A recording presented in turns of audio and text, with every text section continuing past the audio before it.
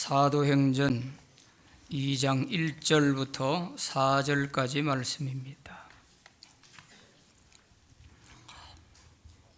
오순절 날이 이미 이르매 그들이 다 같이 한 곳에 모였더니 호련히 하늘로부터 급하고 강한 바람 같은 소리가 있어 그들이 앉은 온 집에 가득하며 마치 불의 혀처럼 갈라지는 것들이 그들에게 보여 각 사람 위에 하나씩 임하여 있더니 그들이 다 성령의 충만함을 받고 성령이 말하게 하심을 따라 다른 언어들로 말하기를 시작하니라. 아멘.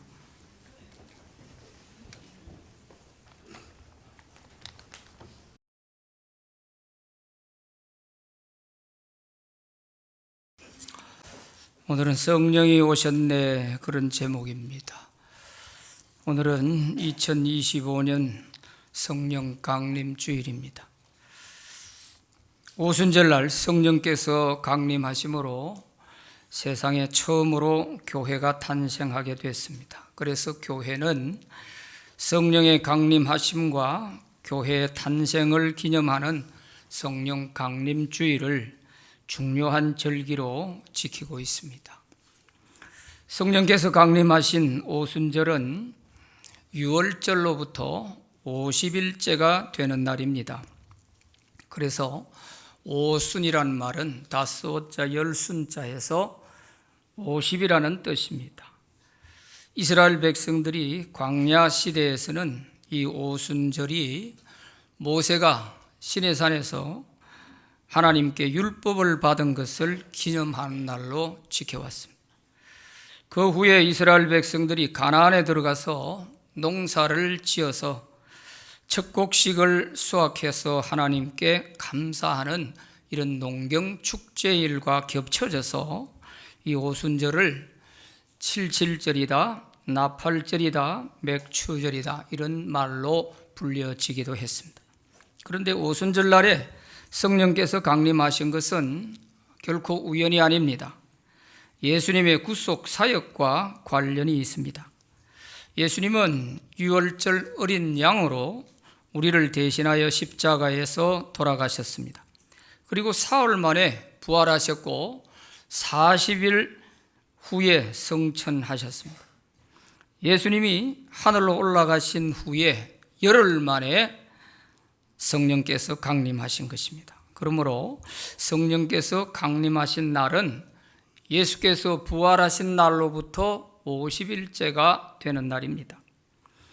구약시대의 오순절이 애굽의 노예 생활에서 어린 양의 피를 통해서 해방된 이스라엘 백성들에게 시내산에서 율법을 주신 날이라면 또 가나안 땅에서 첫 열매를 수확해서 하나님께 드린 그런 절기라면 성령 강림절은 예수님의 피로 죄에서 구원받은 하나님의 백성들에게 율법이 아닌 새로운 법, 성령의 법을 따라 살도록 하려고 성령을 보내주셨습니다. 그래서 곡식의 수확이 아닌 영혼의 수확을 하게 하시는 것입니다. 우리가 믿는 하나님은 성부, 성자, 성령 삼위일체 하나님이십니다. 성부 하나님은 우리 한 사람 한 사람을 선택하셨고 성자 예수님은 우리를 구속하셨고 성령 하나님은 구원받은 영혼들을 추수하여 천국에 들어가도록 하십니다. 그러므로 성령으로 거듭난 성도는 천국에 들어갈 때까지 성령님의 인도를 따라서 순종하며 살아야 합니다. 물을 떠난 고기가 살 수 없듯이 성령을 떠난 성도는 존재할 수가 없습니다. 그래서 오늘은 이렇게 중요한 성령 강림에 관해서 몇 가지로 말씀드립니다. 첫째는 성령 강림에 대한 약속입니다. 성령께서 강림하신 것은 어느 날 갑자기 되어진 그런 일이 아닙니다. 오래전부터 하나님께서 성령을 보내주시기로 약속하신 그 말씀에 따라서 오시게 된 것입니다. 구약에서 먼저 약속하신 말씀을 찾아보면 여러 곳에 있지만 한 곳만 찾아보면 요엘서 2장 28절 29절에 하나님께서 약속하신 말씀이 있습니다. 같이 한번 읽어보시죠. 시작. 그 후에 내가 내 영을 만민에게 부어주리니 너희 자녀들이 장래의 일을 말할 것이며 너희 늙은이는 꿈을 꾸며 너희 젊은이는 이상을 볼 것이며 그때에 내가 또 내 영을 남종과 여종에게 부어줄 것이며. 아멘. 이렇게 요엘 선지자를 통하여서 하나님께서 성령을 보내주실 것을 약속하셨습니다. 그런가 하면은 신약에 와서 예수님이 친히 성령을 보내주실 것을 약속하셨어요. 내가 아버지께로 가면 보혜사 성령을 아버지께 구해서 너에게 보내주겠다. 그가 오시면 너희 속에 계시면서 영원히 떠나지 않고 너희와 함께 하실 것이다 하면서 성령을 보내주실 것을 약속하셨습니다. 그리고 예수님께서 부활하신 후에 하늘로 올라가시면서 감림산에서 제자들 앞에서 이런 말씀을 하셨어요. 사도행전 1장 4절 말씀 같이 읽어봅니다. 시작. 사도와 함께 모이사 그들에게 분부하여 이르시되 예루살렘을 떠나지 말고 내게서 들은 바 아버지께서 약속하신 것을 기다리라. 아멘. 예수님께서도 구약에서 선지자들을 통하여 성령을 보내주시겠다고 하신 그 말씀을 인정하시고 아버지께서 약속하신 그것을 기다려라. 예루살렘을 떠나지 말고 그 성령께서 오실 때까지 기다려라. 이렇게 말씀하셨던 것이죠. 그래서 예수님의 이 말씀에 따라서 제자들과 성도들이 감람산에서 예루살렘으로 돌아와 가지고 마가다락방에 모여서 간절히 기도하면서 성령이 오시기를 기다렸습니다. 그러자 정확히 예수님이 부활하신 지 50일째가 되고 예수님이 하늘로 올라가신 지 열흘 만에 성령께서 강림하시게 됐습니다. 그래서 거기에 모여있던 120명의 성도들이 모두 성령의 충만함을 받았습니다. 그래서 기독교 역사에서 처음으로 초대 예루살렘 교회가 탄생하게 된 것입니다. 그리고 이처럼 성령이 강림하신 사건은 예수님이 아버지께로 올라가셨다는 사실을 증명해 주시는 일이 되기도 했습니다. 왜냐하면 예수님이 아버지께로 올라가지 않으셨다면 보혜사 성령께서 오시지 않았을 것이기 때문이죠. 그리고 감림산 기슭에서 예수님이 하늘로 올라가시는 것은 제자들이 보았지만 그 이후에 과연 예수님이 하나님께로 올라가셔서 하나님 우편에 계실까? 이것에 대해서는 확인할 길이 없었는데 성령께서 오심으로 인해서 그것이 확인이 되어진 것입니다. 요한복음 16장 7절 말씀. 그러나 내가 너희에게 실상을 말하노니 내가 떠나가는 것이 너희에게 유익이라. 내가 떠나가지 아니하면 보혜사가 너희에게로 오시지 아니할 것이요 가면 내가 그를 너희에게로 보내리니. 이렇게 말씀하셨어요. 예수님이 돌아가시기 전에 이미 예수님께서 내가 아버지께 가면 부활을 후에 하나님께로 올라가면 보혜사 성령을 너희에게로 보내주겠다. 그렇게 약속을 하셨잖아요. 그러니까 성령께서 오셨으니까 예수님께서 아버지께로 올라가신 것이 분명한 것이죠. 요한복음 14장 16절 말씀에도 보면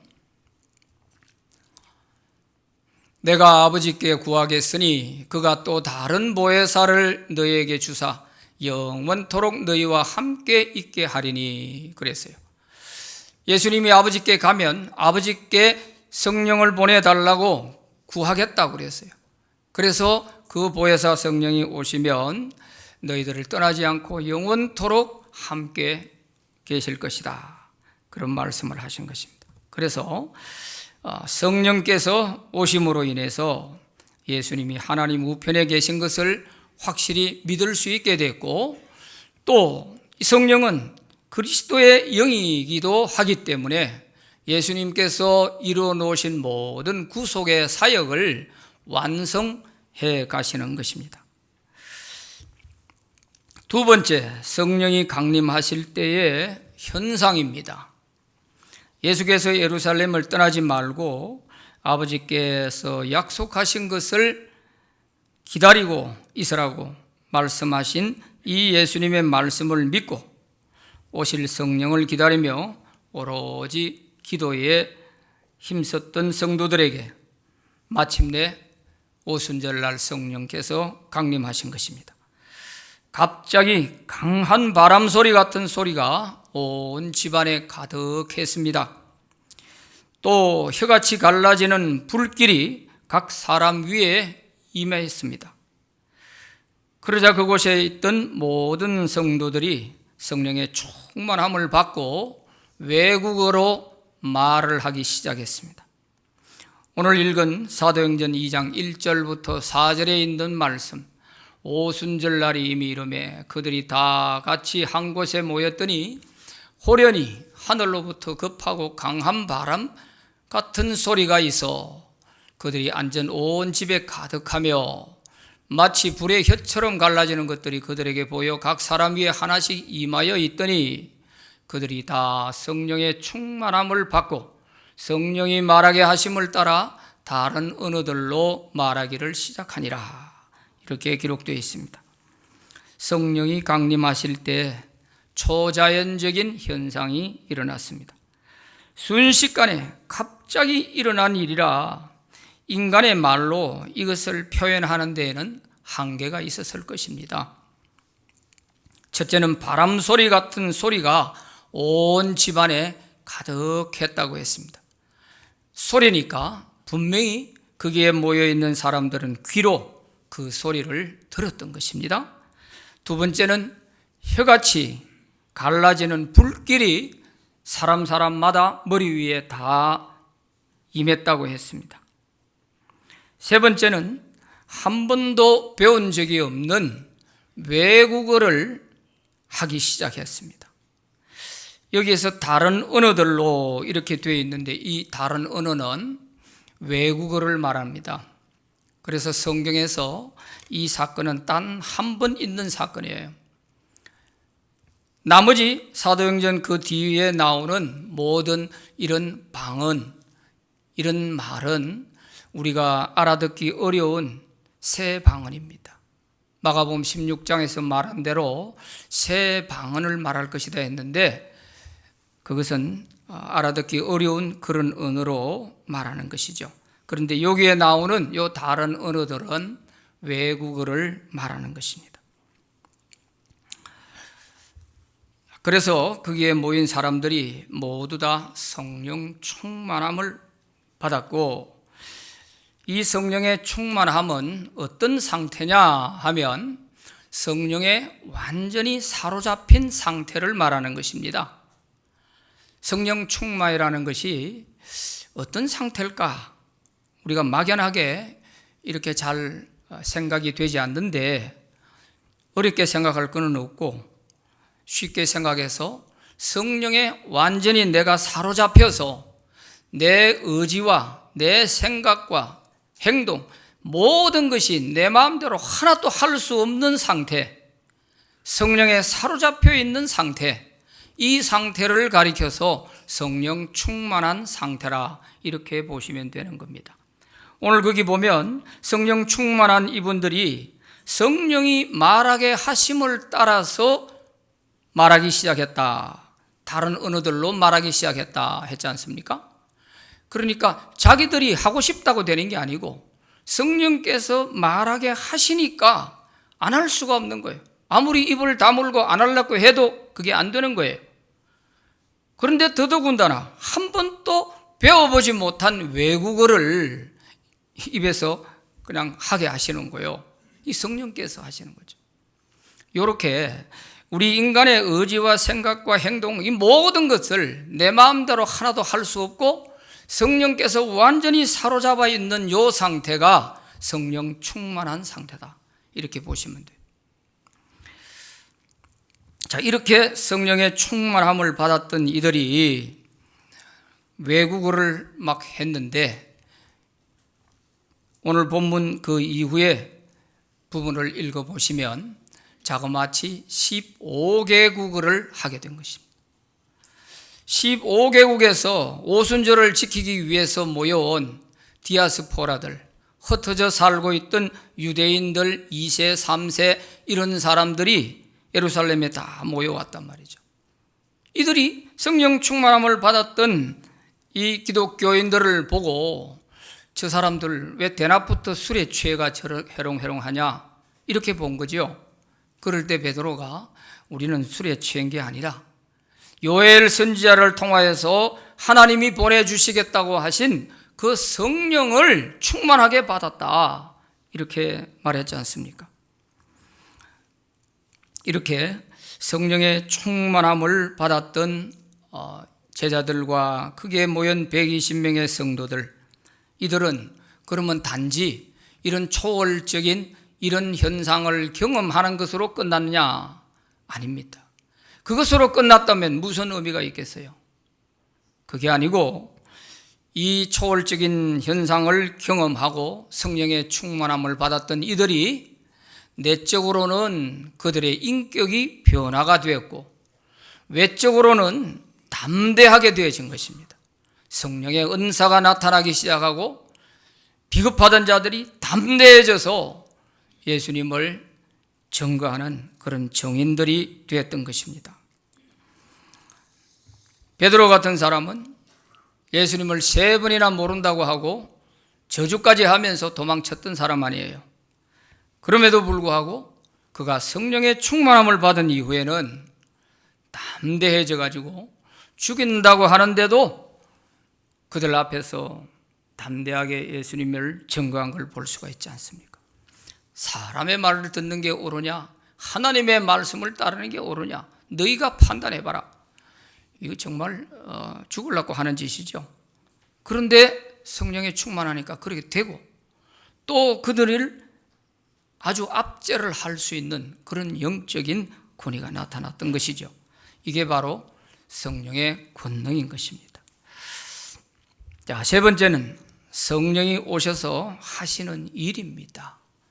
자, 하나님께서 성령을 보내주셔서 어떤 일을 하시라고 보내주셨는가 하는 것인데, 성령께서 우리를 위해 하시는 일은 너무너무 많습니다. 그래서 다 말씀드리기는 어렵지만, 그러나 우리가 중요한 사실들은 좀 기억하셔야 됩니다. 그래서 이 성령은 가장 먼저 우리 인간을 거듭나게 하고 예수님을 영접하여 하나님의 자녀가 되도록 하시는 것입니다. 요한복음 3장 5절 말씀에 보면 예수께서 대답하시되 진실로 진실로 너에게 이르노니 사람이 물과 성령으로 나지 아니하면 하나님의 나라에 들어갈 수 없느니라 그랬습니다. 성령으로 거듭나지 아니하고는 하나님의 나라에 절대로 들어갈 수가 없는 거예요. 그래서 이것은 성령께서 오시지 않으면 우리 모두도 한 사람도 천국 갈 수가 없어요.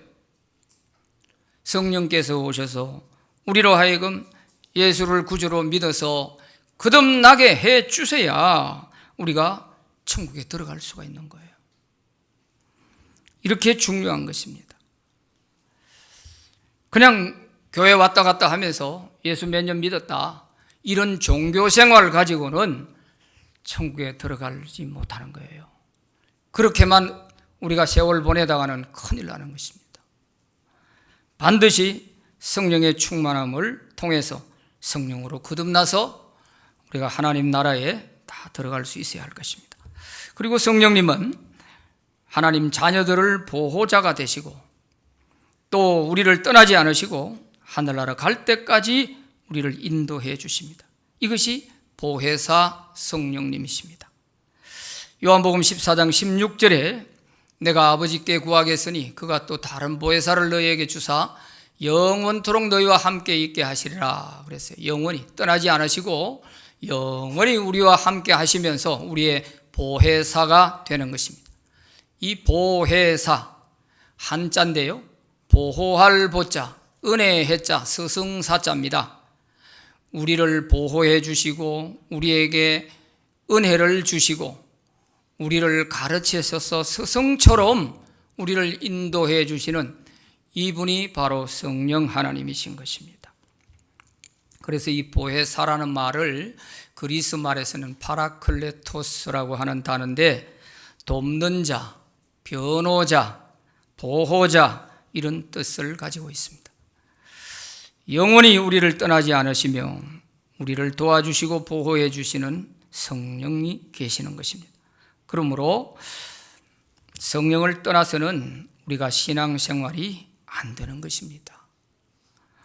성령님을 의지하고 인도하심을 잘 따를 때 우리 신앙생활이 기쁘고 행복한 신앙생활이 되는 것입니다. 성령님은 우리에게 하나님 말씀을 가르쳐 주시기도 하고 깨닫게 하시기도 합니다. 요한복음 14장 26절에 보면 보혜사 곧 아버지께서 내 이름으로 보내실 성령, 그가 너희에게 모든 것을 가르치시고 내가 너희에게 말한 모든 것을 생각나게 하시리라 그랬습니다. 가르치시고 생각나게 하신다. 예수님께서 지상에 계실 때 그렇게 제자들에게 가르쳐 주시고 이래 했지만 제자들이 그때 예수님이 하신 말씀에 절반도 깨닫지 못했다고 생각해요. 마치 제자들과 예수님 대화 나누는 중요한 대화를 보면 마치 동문서답을 하는 것 같아요. 동문서답. 못 깨달았다는 것이죠. 그러나 오순절날 성령의 충만함을 받고 난 이후에는 예수님이 그때 하신 말씀들이 하나하나 새록새록 생각이 나고 깨달아지기 시작하는 거예요. 생각나게 해주신다는 거예요. 그러니까 이게 깨달아지니까 성령으로 담대해졌고, 그러니까 예수님을 위해서 순교하는 그날까지 목숨 내어놓고 복음을 전할 수 있었던 거예요. 오늘날 우리에게도 이 성령께서 깨닫게 해주시고 가르쳐 주시고 하는 이 사역이 없다면 우리가 예수 믿기 되게 어려울 거예요. 아무리 설교를 들어도 그것이 성령께서 깨닫게 해주셔야 나하고 연관이 되는 거예요. 나하고. 그런데 깨닫게 해주시지 않으시면 나하고는 전혀 상관없는 말씀으로 들리는 겁니다. 성경을 아무리 읽어도 검은 것은 글이요 흰 것은 종이고 도대체 이해가 안 되는 거예요. 이해가. 이런 우리에게 성령께서 깨닫게 해주실 때 달라져요. 이 말씀이 내 인생을 완전히 바꾸어 놓을 만큼 이렇게 달라지는 것입니다. 그래서 성령께서 항상 우리를 이렇게 도와주실 수 있도록 우리 자신을 의지하지 말고 성령께 우리 자신을 맡기고 성경을 읽을 때에도 성령께서 내 영적인 눈을 열어 이 말씀을 깨닫게 하옵소서, 이렇게 기도하고 우리가 성경을 읽고요. 또 말씀을 들을 때에도 이것이 인간의 말로 들리지 않도록 성령께서 제 마음을 주장해 주세요. 이런 것이 반드시 필요합니다. 왜냐하면 이러한 성령의 역사가 아니고는 그 자리를 사탄이 치고 들어가서 방해를 해버리는 거예요. 그래서 씨 뿌리는 비유에도 보면 마귀가 뿌려진 씨앗을 다 가져가 버린다 하는 그것을 말씀을 들어서나 깨닫지 못했을 때는 마귀가 다 가져간다, 이렇게 해석을 해놨지 않습니까?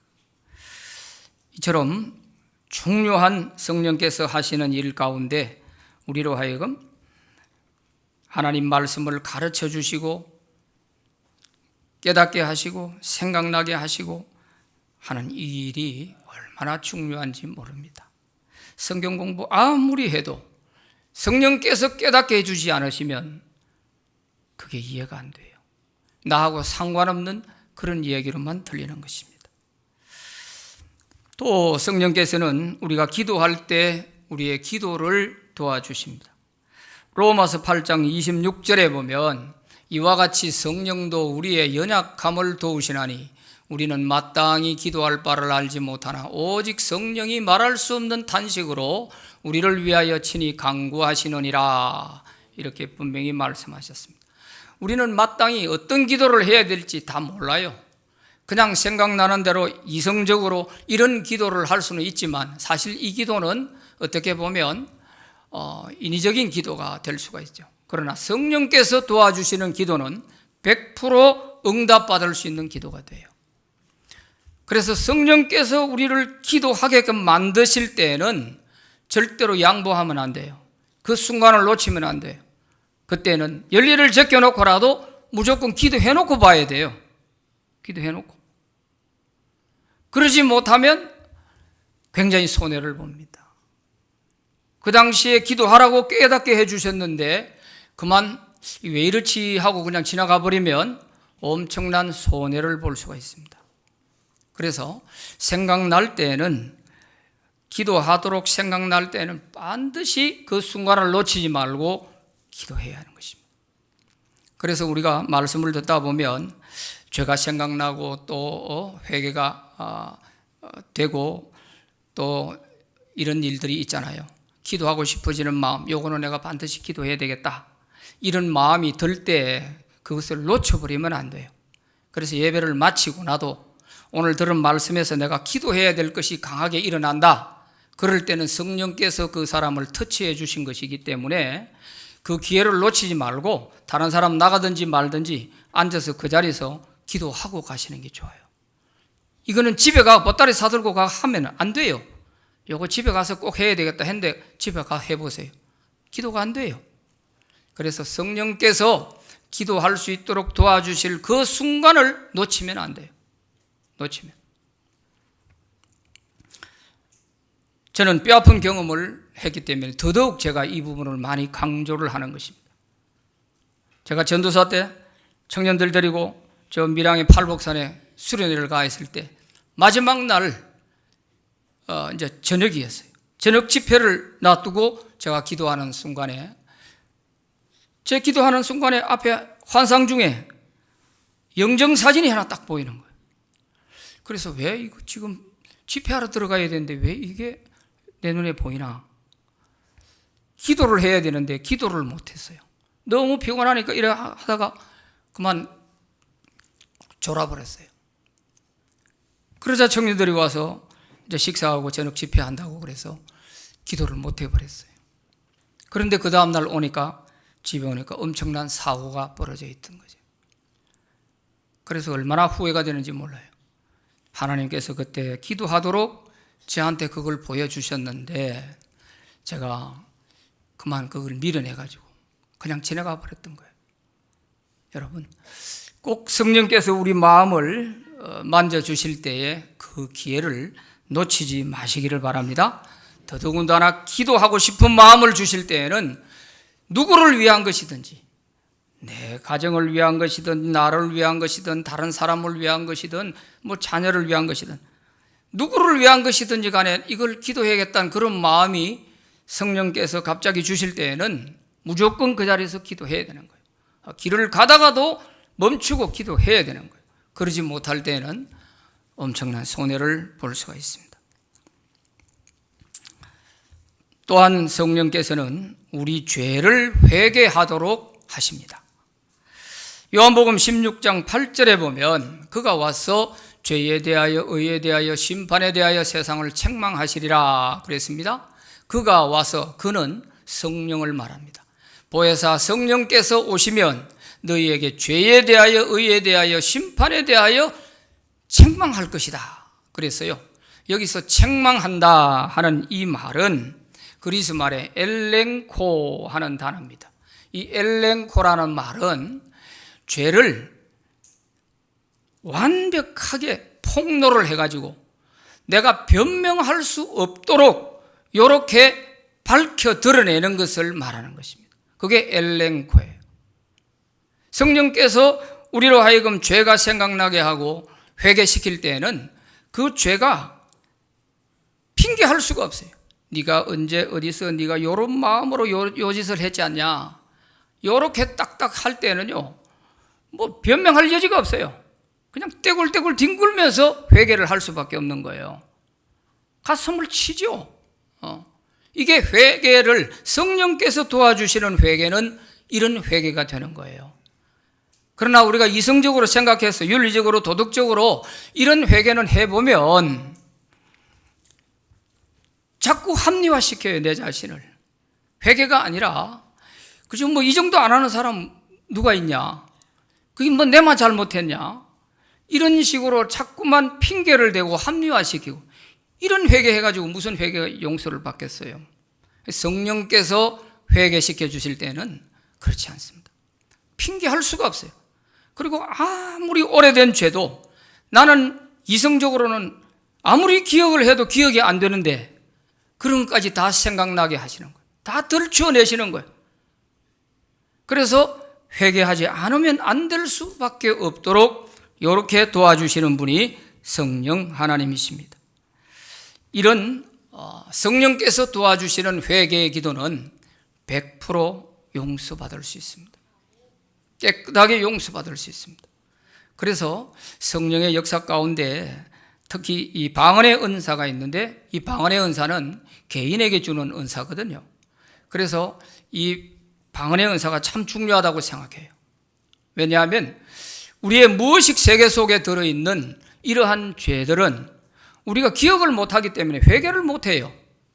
그런데 이 방언의 은사를 받은 사람들은 방언으로 은사하다 보면 이것이 정리가 돼요.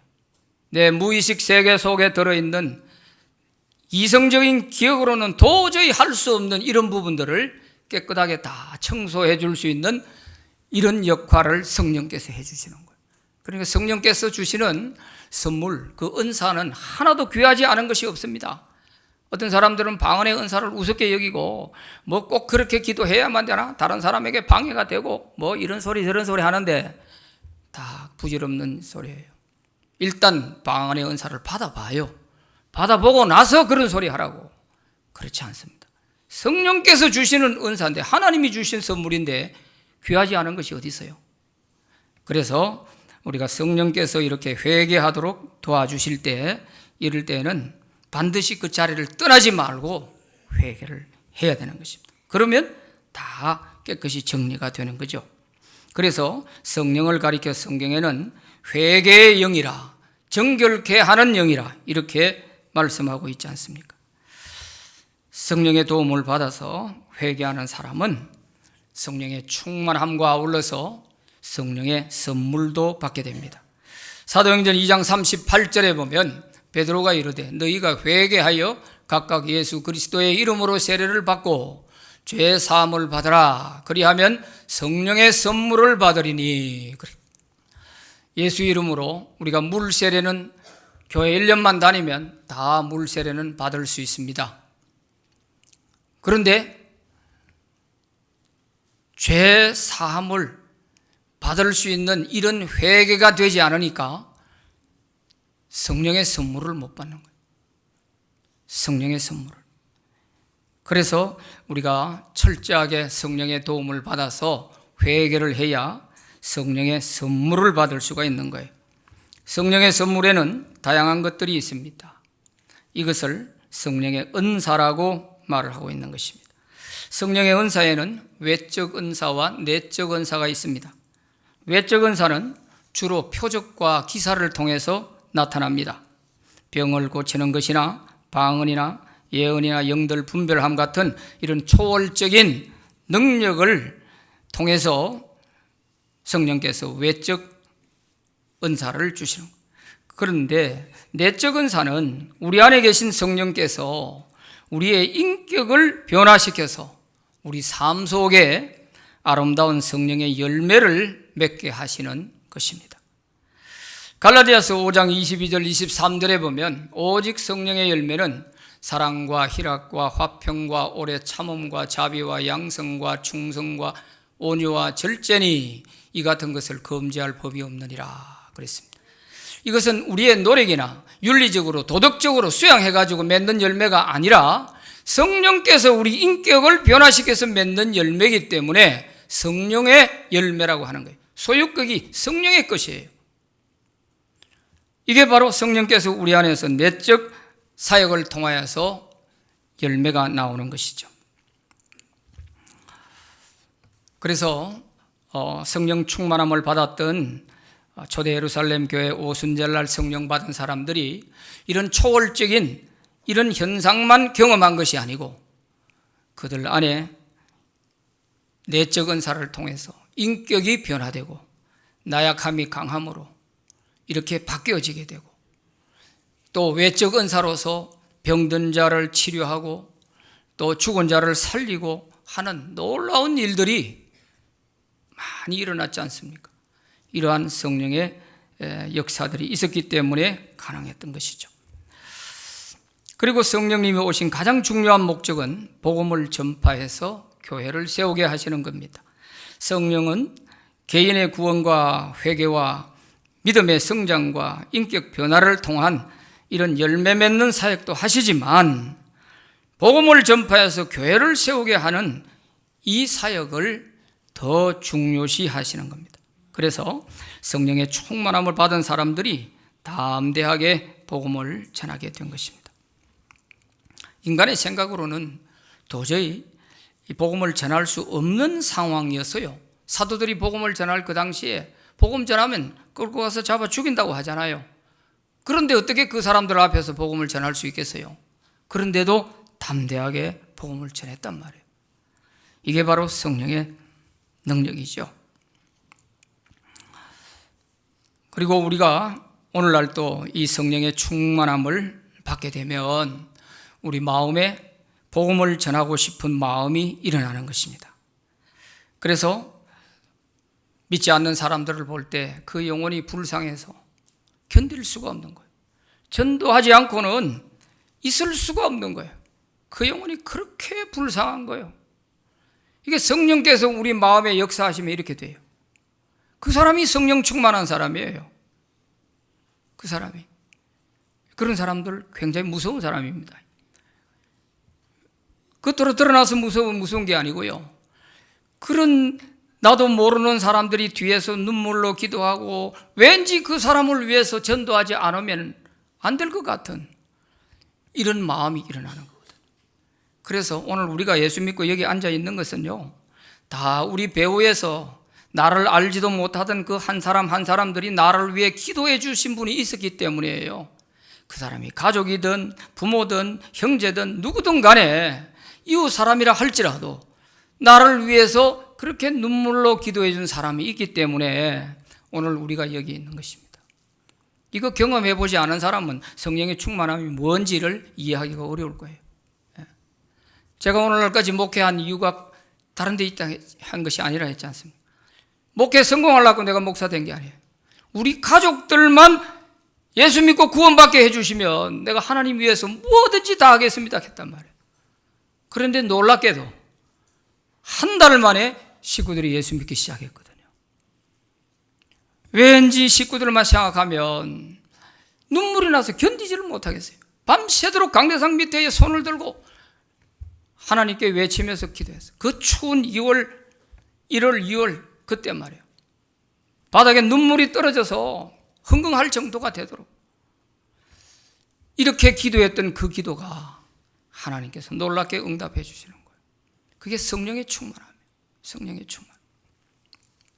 그래서 우리가 영혼을 사랑하는 이런 마음으로 우리가 복음을 전하면 성령께서 능력을 주십니다. 베드로가 한 번 설교하니까 3,000명 예수 믿고 세례받고요. 또 한 번 설교할 때 5,000명이 예수 믿고 세례받고 이런 일들이 일어나잖아요. 이 사람의 힘으로 될 수 있는 게 아닙니다. 사도행전 1장 8절에